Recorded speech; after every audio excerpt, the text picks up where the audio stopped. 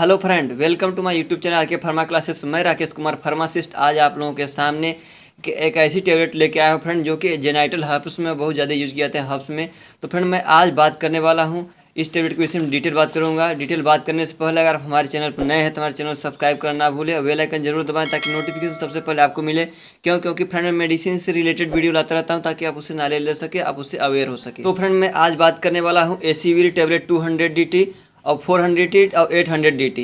मैं सबका डिटेल बात करूंगा। तो फ्रेंड सबसे पहले मैं बता दूं कि आज मैं जेनाइटल हर्ब्स के लेके आया हूं, उसको डिटेल बात करने वाला हूं। जेनाइटल हर्ब्स होते क्या हैं, ये किस तरीके से फैलते हैं एक दूसरे में, या फिर इसके ट्रीटमेंट क्या है, इसके प्रिकॉशन क्या है, इसके लक्षण क्या है, किस तरीके से दिखते हैं, तो हम समझ सकते हैं जेनाइटल हर्ब्स है। तो फ्रेंड मैं आज इसके विषय पूरी डिटेल बात करूंगा। फ्रेंड इसके काजेज क्या है, इसके सिम्टम क्या है, किस तरीके से लक्षण दिखते हैं फ्रेंड, और इसको कैसे हम डायग्नोसिस कर सकते हैं, पता कर सकते हैं कि हाँ यही चीज़ है आखिरकार, अब इसके ट्रीटमेंट क्या है और इसके लक्षण देखने को हमें क्या मिलते हैं, सारी डिटेल बात करूंगा फ्रेंड। तो फ्रेंड आइए स्टार्ट करते हैं। सबसे पहले समझते हैं हम जेनाइटल हर्ब्स होते क्या हैं। तो फ्रेंड ये क्या होता है, जेनाइटल हर्ब्स क्या होते हैं? एक सेक्सुअली ट्रांसमिटेड डिजीज है, एक तरीके से सेक्सुअली ट्रांसमिटेड डिजीज है। फ्रेंड इसमें होता क्या है, अगर हम उसकी बात कर ले तो सेक्सुअल आर्गन जो है आपके, उस पर छोटे छोटे दाने निकल आएंगे, जिसमें क्या होगा, पानी भरा हुआ होता है, जो कि फूटने के बाद व्हाइट कलर और स्टिकी फ्लूइड निकलता है, जैसा दिखता है आपको। ये इसके लक्षण देखने को है। सेक्सुअल आर्गन्स लेते हुए आपके एनल एरिया सारे धीरे धीरे कवर कर लेता है। होता क्या है फ्रेंड, ये जब दाने फूटते हैं तो धीरे धीरे इसका फैलाव होता है, धीरे धीरे फैलाव होता है, और जिससे क्या होता है, हमारे बॉडी में बहुत ज़्यादा विकसित हो जाता है, बहुत ज़्यादा फैल जाते हैं हर्ब्स वायरस, जो कि हमें बहुत ज़्यादा इफेक्टिव कर लेते हैं। अब फ्रेंड अगर हम बात करें तो ये होता क्या है, ये हर्पस सिम्प्लेक्स वायरस होता है एक, जो कि फ्रेंड सेक्सुअल ट्रांसमिटेड होते हैं। एक से पर्सन से दूसरे पर्सन में ऑटोमेटिक ट्रांसफ़र हो जाते हैं, अगर उनसे आप संबंध बनाते हैं, या फिर आप कोई भी ऐसा चीज़ नहीं यूज करते हैं जिससे कि आप उससे सेफ रह सकें, तो आप में ज़रूर ट्रांसफ़र हो जाएंगे। अब फ्रेंड आइए हम बात करते हैं ये हर्पस सिम्प्लेक्स वायरस जो होते हैं वो कितने प्रकार के होते हैं। तो फ्रेंड ये दो प्रकार के होते हैं, हर्पस सिम्प्लेक्स वायरस फर्स्ट और हर्पस सिम्प्लेक्स वायरस सेकेंड। जो हर्पस सिम्प्लेक्स वायरस फर्स्ट होता है उसमें एक कंडीशन क्या होता है, कोल्ड सोर्स के अधिकतर दिखते हैं आपको, छाले जैसे पड़ते हैं उस तरीके से दिखते हैं आपको।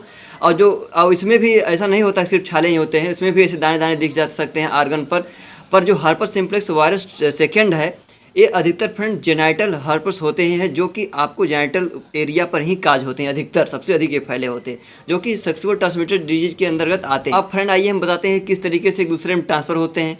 तो फ्रेंड सेक्स के दौरान होता क्या है कि अगर कहीं भी आपकी स्किन कटी फटी हो तो उससे इंटर कर जाते हैं आपके एक पर्सन दूसरे पर्सन में, या फिर फ्रेंड म्यूकोसल मेम्ब्रेन के द्वारा इंटर कर जाते हैं। जैसे म्यूकोसल मेम्ब्रेन की अगर बात करें तो कहाँ कहाँ पाए जाते हैं, जैसे नोज में हो गया, माउथ में हो गया, जेनाइटल आर्गन में हो गया, ऐसे ऐसे जगह पर म्यूकस मेम्ब्रेन पाई जाती है, जिसके द्वारा भी ट्रांसफ़र हो जाते हैं। अब फ्रेंड आइए बात करते हैं आखिरकार ये प्रेजेंट कहाँ पर होते हैं बॉडी में।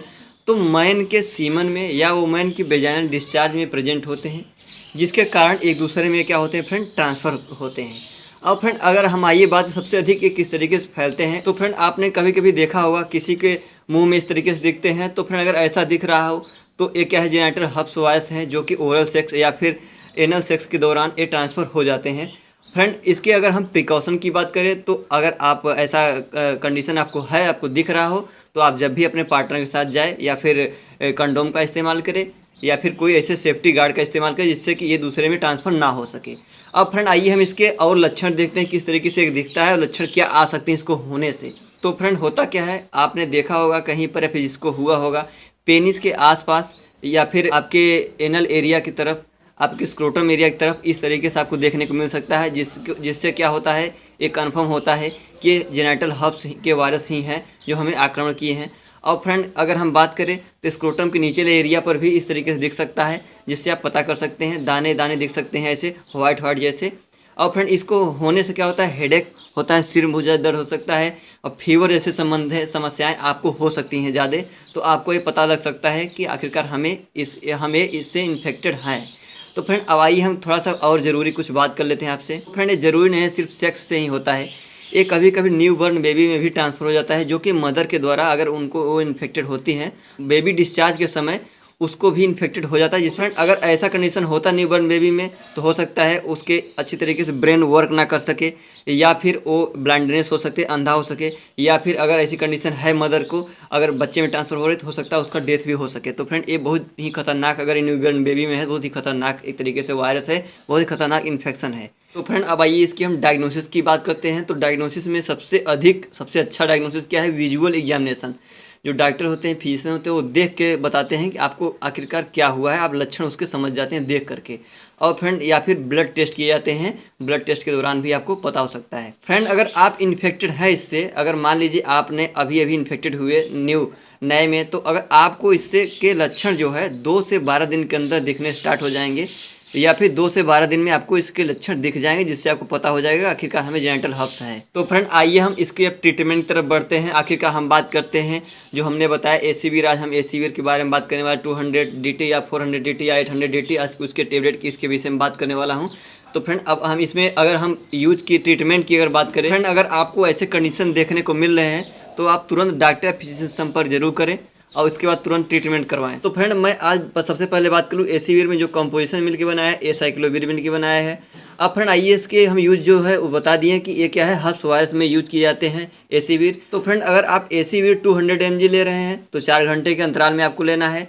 और अगर एसीवीर आप 400 mg ले रहे हैं तो आपको इससे क्या है 12 घंटे के अंतराल में लेना है, जो कि आपको 7 से 12 दिन लेना है, जिससे आपको उसमें बेनिफिट मिलेगा। सबसे पहले बता दें फ्रेंड, जेनिटल हर्प्स जो है वो अभी तक मानना है सब पूरी तरीके से एकदम खत्म नहीं हो पा रहे हैं, लेकिन उसको प्रिवेंट एंड क्योर कर सकते हैं, आप रोक सकते हैं उसको, ताकि आप उससे बच सकें और उससे कुछ सेफ्टी रह सकें। तो फ्रेंड अब और इसमें और मेडिसिन यूज की जाती हैं, जैसे क्या है फेमिसाइक्लोवीर जो यूज किए जाते हैं। फ्रेंड इसमें फेमिसाइक्लोवीर जो यूज किए जाते हैं 500 mg के आते हैं, जो 8 घंटे के अंतराल में 8 घंटे के अंतराल में फ्रेंड 7 दिन तक ये दिया जाता है। और वेलसाइक्लोवीर दिए जाते हैं फ्रेंड, जो कि 2 ग्राम में 12 घंटे के अंतराल में 7 दिन तक दिए जाते हैं, जिससे फ्रेंड बहुत ज़्यादा बेनिफिट मिलता है। अब फ्रेंड आइए हम जो एसीवीर है, एसीवीर जो आपको दिख रहा है फ्रेंड, इसकी अब कंट्रा इंडिकेटेड किस तरीके से है। तो फ्रेंड जो कि किडनी से रिलेटेड पेशेंट है उसको नहीं दे सकते आप। और फ्रेंड जो फेमिसाइक्लोवीर है जो उसको फ्रेंड किडनी या प्रेग्नेंट वुमेन है उसको आप नहीं दे सकते, कंट्रा इंडिकेटेड है। आप अच्छी तरीके से जानते हैं प्रेग्नेंट वुमेन को कोई मेडिसिन कब दी जाती है, जब बेबी को कम हार्मफुल हो और मदर को ज़्यादा बेनिफिट हो, तब दी जाती है फ्रेंड।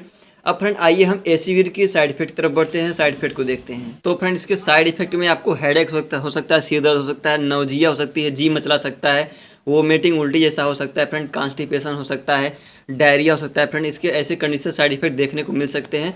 तो फ्रेंड अगर आपको ज़्यादा कंडीशन अगर प्रॉब्लम है तो आप किसी डॉक्टर फिजिशियन संपर्क तुरंत करें। तो फ्रेंड ये वीडियो कैसा रहा हमें कमेंट बॉक्स में कमेंट करके जरूर बताएं। इससे रिलेटेड कुछ भी चीज़ें अगर पूछना चाहते हैं नॉर्मल तो आप पूछ सकते हैं, आपको जवाब जरूर दिया जाएगा। So thank you friend, thanks for watching this video. Please like subscribe and share. Video अच्छा लगा तो लाइक करना भूलें, सब्सक्राइब करना भूलें, दूसरे के पास जरूर शेयर करें ताकि उसको भी इसके विषय में डिटेल पता सके। और फ्रेंड वीडियो देखते रहिए और नॉलेज लेते रहिए। हम मिलते हैं अगले वीडियो में अगले जानकारी के साथ, तब तक के लिए बाय।